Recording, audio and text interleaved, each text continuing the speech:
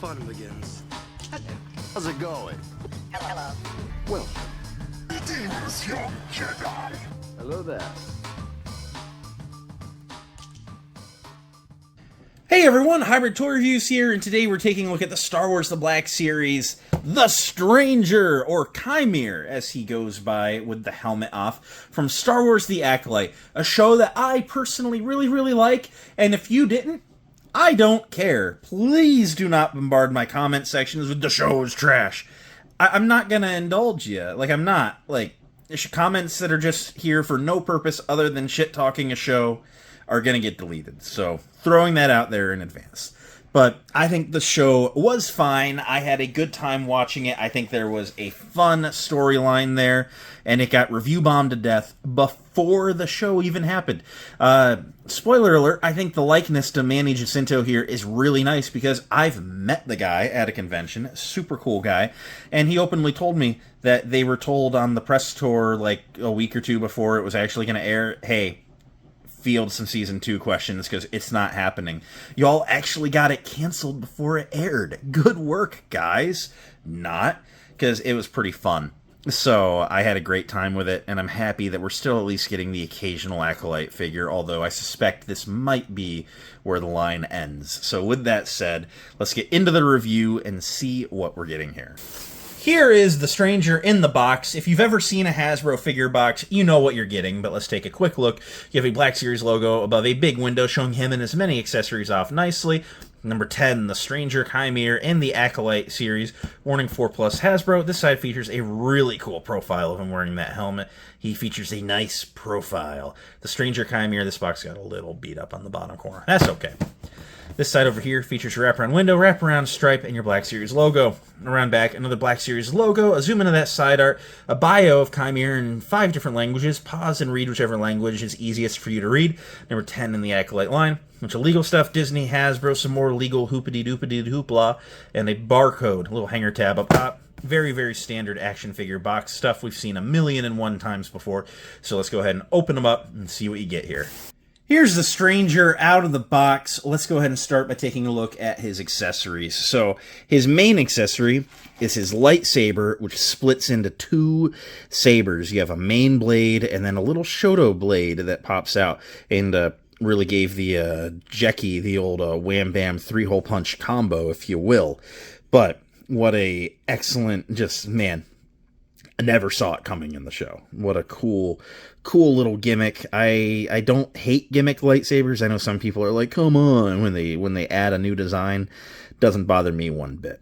So, the saber features a little D-ring at the bottom, which actually is very little. You couldn't ever really put that on any of the figure belts that I know of. He doesn't feature belt storage anyway, so it is what it is. Nice red for these blades. Very crimson. Of course, the blades are removable. They unpeg fairly easily. I guess you could swap them if you wanted to give them a little one. But setting the short blade aside, and just to demonstrate, I'll put the main blade back in the main portion of the hilt. You can reconnect these hilts like so. The bottom of the main hilt features a peg that matches the saber peg size on the second hilt. So it does create one. However, it is very easy to come apart. The friction is, there's friction, but it is a very stubby peg. I wish that they had just gone the length of a peg of the actual saber blade, just so that you actually get a little bit of contact going on in there. But I guess it just is what it is. So you're either going to have them with 2 sabers going, or you're going to have them with 1 saber, really risking losing that bottom half, which is unfortunate. But setting the sabers aside, he also comes with his Cortosis helmet, the Smilo Ren helmet, looking oh so good. I love how this turned out. Very coppery color, loads of sculpted scratches and dings and dents, the welded cracks, and then, of course, the respirator teeth looking in the front, the slits for the eyes. Oh so nice. Now, they elected not to make it removable. I kind of don't like that. I love the novelty of a removable helmet, because the other thing is now I've got to find a place to store one of these heads and not lose it. But it features a ball jointed neck underneath, and you swap it at the base of the neck, and I will show you that a little bit later on. But the paint on this is just superb. Setting it aside, let's go ahead and bring in old Qimir here and take a look at that head sculpt. And yeah, yep, just as hot as in the show. But yeah, just what a great likeness here. He's got the long hair hanging down in his face. Very rubbery hair. You can push it back and just show him off very nicely. Really definitely got the likeness of Manny Jacinto here. Very, very well done. Looking around back, the hair just lays very, very nicely. And nothing negative to say there. So, looking at the rest of the figure, he features a rubbery outer cloak and then a lot of soft goods underneath. Now, you know me, I'm a soft goods guy, and Hasbro did something awesome here. We're going to go ahead and down dress our figure a little bit. To take the rubber cloak off, you do have to pop off the head.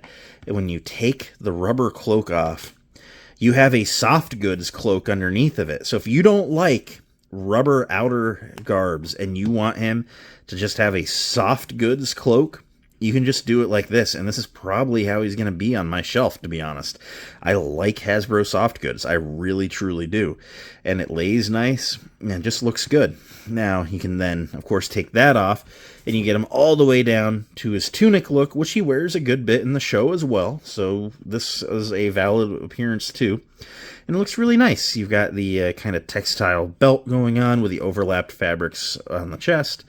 Looking really, really good. He has all the grime and dirt going up and down his arms. Buddy has been missing bath time for a minute, but looks very, very good. He has his Cortosis gauntlet going on here, looking excellent. Well, again, a lot of that copper. This one's a little bit more oxidized looking, some welding going on in there. Just super, super, superb work. Looking at the pants, because this isn't a skirt, they're like super baggy pants. They're like parachute pants or something. You slide all the way up. He does feature a thigh swivel up in there, which is neat. I figured the thigh swivel was long gone, but I guess if you can hide it like this, why not? It'll keep people from complaining. He has baggy pants with big, big boots going on, and he looks really, really good. I don't know if these are reuse from anyone, given they're underneath of soft good pants. Why would I care if they were? But it just looks really, really good. And now, to show you, with the helmet, you just pop the head off, at the neck. You see the ball on the stud in there. And then you just bring the new head over, pop the neck on. I've noticed it's very tight. I don't know that I like that, but here he is down-dressed wearing the helmet. Let's go ahead and throw the cloak back on him. That covers him up a little bit more. And yeah, it's just a really, really good look with the helmet. I do like that a lot. So, just a great, great looking figure. To run through some articulation, both of the heads feature the double ball, allowing him to look pretty far up. That's really good range, really. Down that far, side to side, and of course all the pivot you could ask for.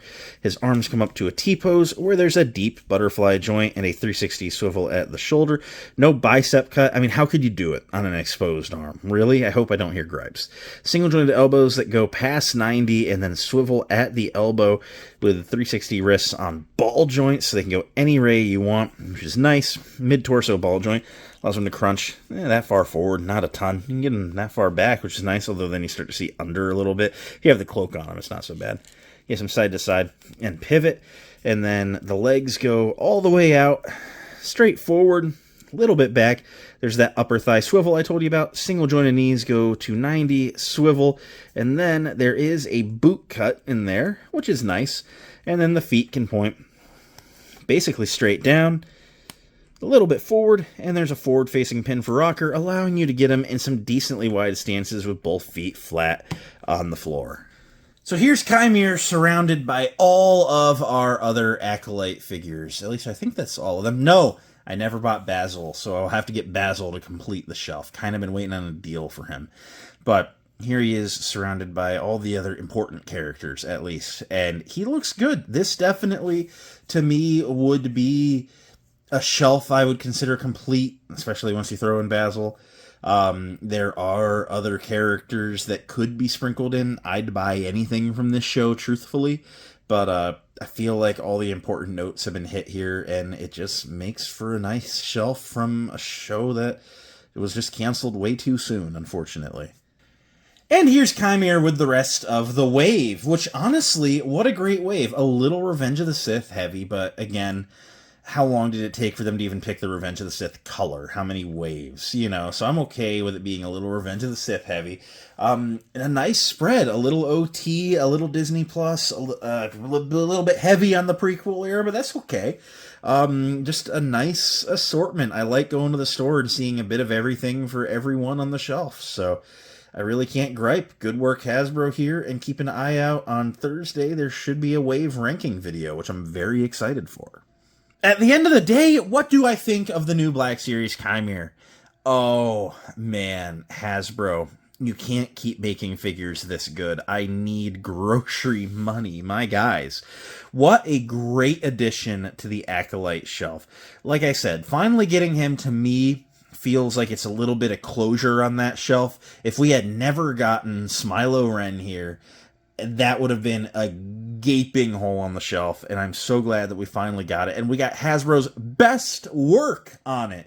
I mean, come on. The split saber action, which, while didn't perfectly work out, works all right. The soft goods and hard goods options for the cape, the helmet, the unmasked head, just come on, Hasbro. Great, great work here. I love this figure. I love everything about it. Part of me wants to buy a second one and have a mask on and unmasked head, because, I mean, come on, this is so good. But the helmet is the iconic thing here.